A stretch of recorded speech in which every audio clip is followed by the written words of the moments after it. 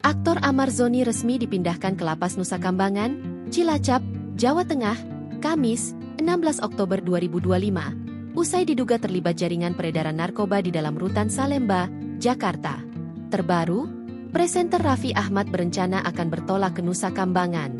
Hal ini disampaikan Raffi Ahmad saat hadir dalam acara Kemah Kebangsaan Bersinar di kawasan Buperta Cibubur, Jakarta Timur, Sabtu, 25 Oktober 2025. Raffi Ahmad mengaku akan mengunjungi Nusa Kambangan dalam waktu dekat. Tak sendiri, pria yang menjabat sebagai utusan khusus Presiden bidang pembinaan generasi muda dan pekerja seni ini akan ditemani Menteri Imigrasi dan Pemasyarakatan, IMIPAS, Agus Andrianto.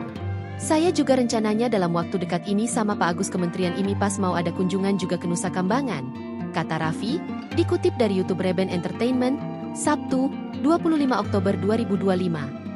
Nanti mungkin waktunya ya saya kasih tahu mungkin dalam waktu dekat. Sambungnya. Saat disinggung kemungkinan menjenguk Ahmad Zoni, suami artis Nagita Slavina ini pun tidak bisa memastikan. Iya kita lihat nanti, terangnya. Sempat diminta pendapat soal kabar Ahmad sebagai pengedar narkoba, Raffi Ahmad memilih bijak dalam menanggapinya. Raffi menyerahkan hal tersebut kepada pihak yang lebih berwenang. Kalau itu biar informasinya saya daripada salah-salah bicara biar dicek dulu nanti ada pihak terkait yang akan lebih menjelaskan. Jelas Raffi Ahmad.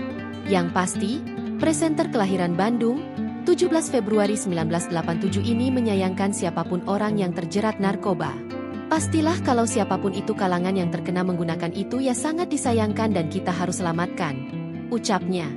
Raffi juga menyampaikan keprihatinannya atas kasus yang menimpa Ahmad Zoni. Ia menilai bahwa siapapun yang terjerat narkoba perlu diselamatkan dari barang haram itu.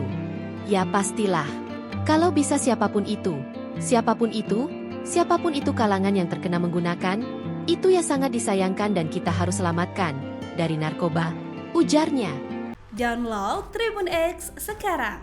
Menghadirkan lokal menjadi Indonesia.